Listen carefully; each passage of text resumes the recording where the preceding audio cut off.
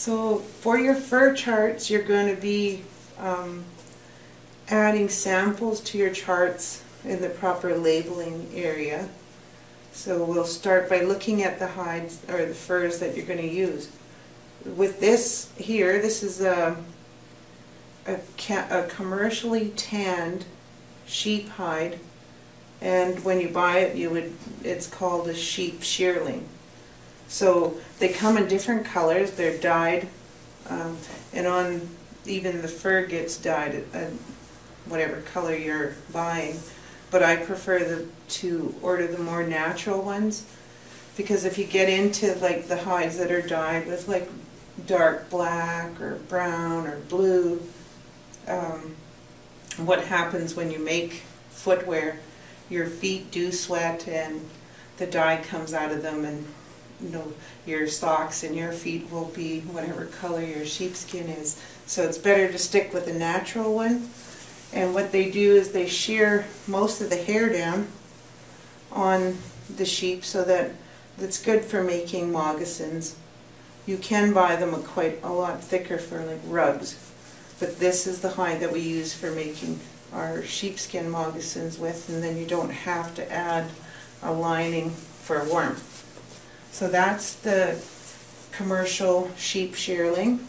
And then what we have here is, for this hide here, this is a beaver fur. It's a small one, and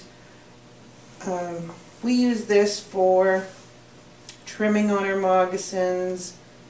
They also make the little fur pom-poms with it, but it's your more durable fur, and it's all I use on my moccasins or mucklucks for trim, because it's more durable with wear and tear. All the hairs and the guard hairs don't break off and fall apart, because a lot of moccasins you see will just be this leather part on there, because most of the hair has worn off.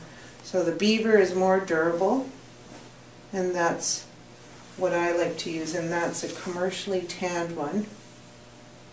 So when they're commercially tanned, usually they're quite soft and stretchy. So they'll stretch either direction, so that you have to block your fur when you're going to be cutting it and stuff. So that's the beaver. This one here is a rabbit fur. And with the rabbit, I don't usually use rabbit for too much, if it's other than maybe for a child's moccasins, because it's a little less costly, and children don't wear their moccasins for very long. They usually get passed down to the next child or just kept for a keepsake.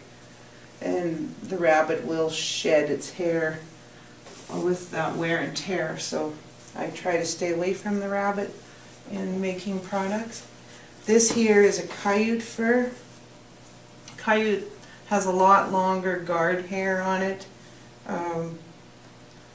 Still, it's not as durable as the beaver, but a lot of people like the coyote because of the long hair, and when it's added, the hair kind of poofs up and you have the long in the center, and then it goes a lot thinner, and it's quite thick.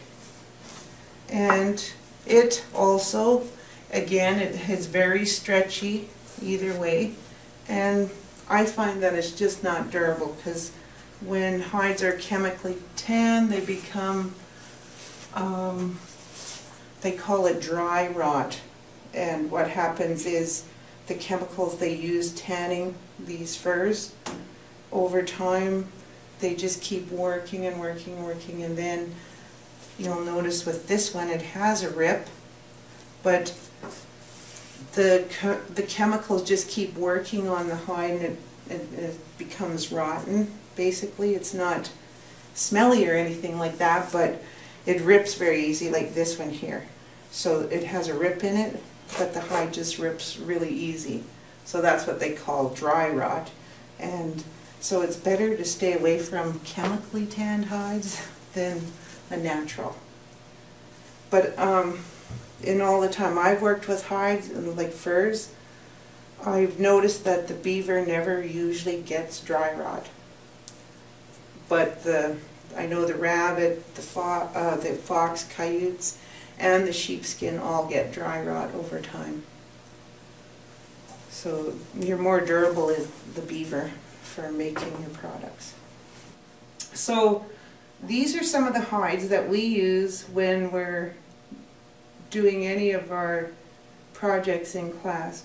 Some projects we'll use the rabbit on. For like footwear we'll use coyote, beaver, and or the sheepskin. And these are chemically tanned and they're used only for trim in our program.